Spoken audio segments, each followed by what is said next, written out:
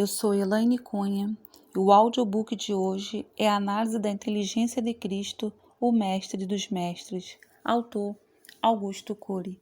Capítulo 2. As intenções conscientes e inconscientes dos autores dos evangelhos. Se estudarmos as intenções conscientes e inconscientes dos autores dos evangelhos, constataremos que eles não tinham a intenção de fundar uma filosofia de vida, de promover um herói político, de construir um líder religioso e nem de criar um homem diante da qual o mundo deveria se curvar. Eles queriam apenas descrever uma pessoa incomum que mudou completamente suas vidas.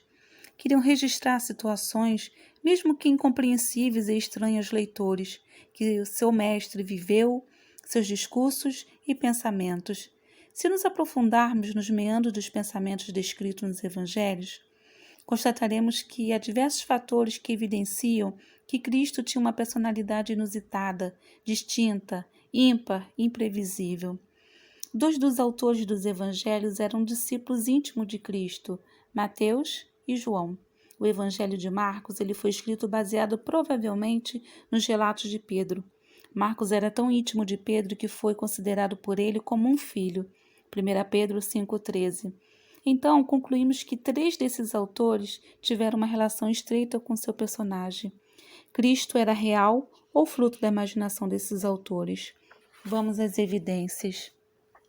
Se os evangelhos fossem fruto da imaginação literária desses autores, eles não falariam mal de si mesmos, não comentariam a atitude frágil e vexatória que tiveram ao se dispersar quando Cristo foi preso, quando ele se entregou a seus opositores e deixou sua eloquência e seus atos sobrenaturais de lado.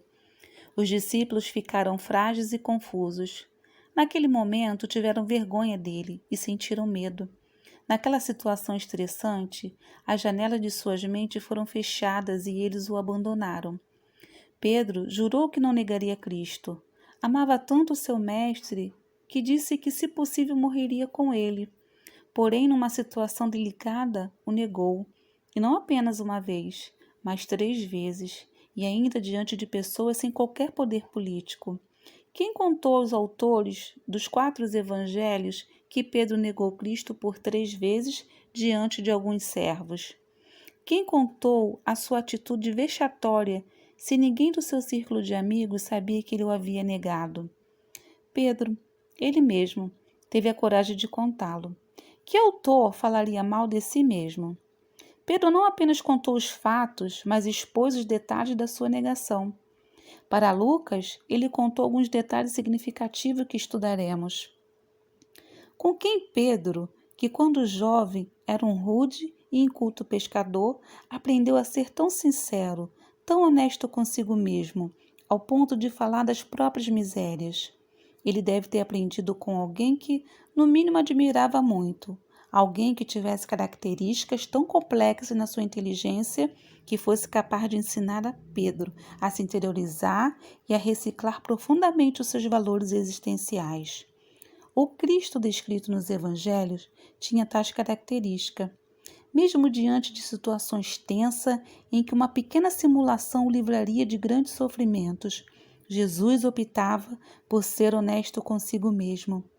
Pedro aprendeu com ele a difícil arte de ser fiel à própria consciência, a assumir seus erros e suas fragilidades, o que indica que esse Cristo não era um personagem literário, mas uma pessoa real. Se os autores dos evangelhos quisessem produzir conscientemente um herói religioso, eles, como seus discípulos, não desnudariam a vergonha que tiveram dele momentos antes de sua morte. Por isso, deporia contra a adesão a esse suposto herói, ainda mais se fosse imaginário. Esse fato representa um fenômeno inconsciente que confirma a intenção dos discípulos de descrever um homem incomum que realmente viveu na terra. Quando Cristo foi aprisionado, injuriado e espancado, o jovem João o abandonou, fugiu desesperadamente, junto com os demais discípulos. Além disso, João, o autor do 4º evangelho, descreveu uma coragem única, a sua fragilidade e impotência diante da dramática dor física e psicológica do seu mestre na cruz. João 19:26.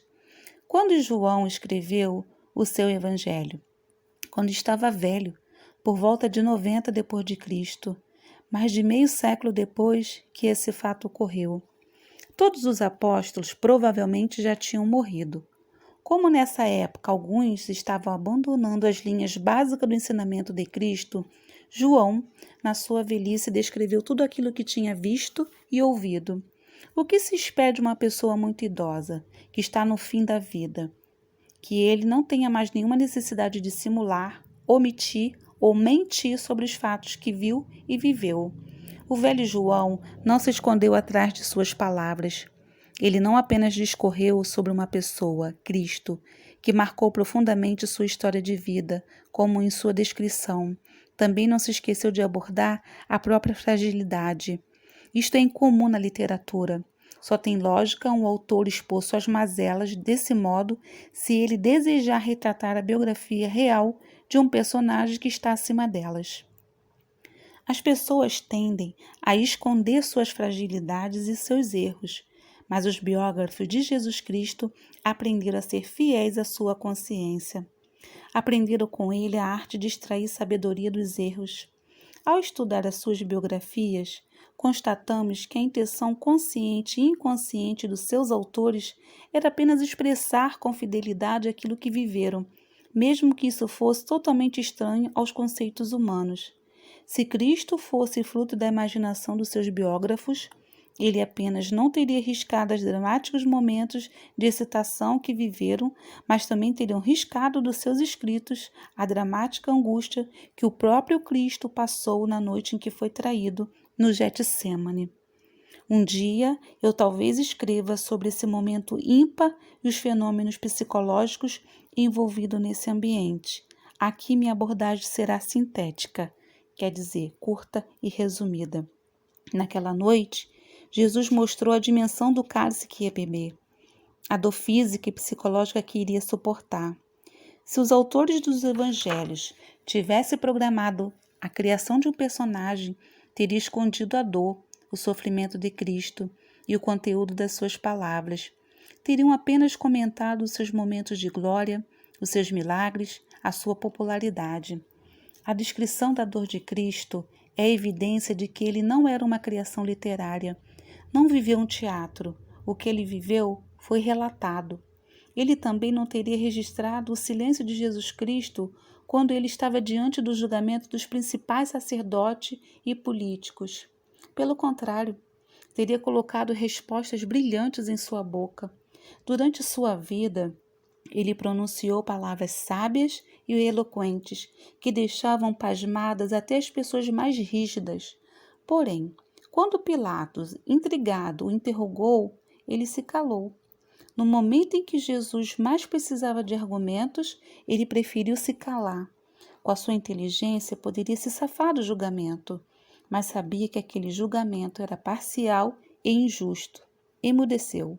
Em nenhum momento procurou se defender daquilo que havia feito e falado em público.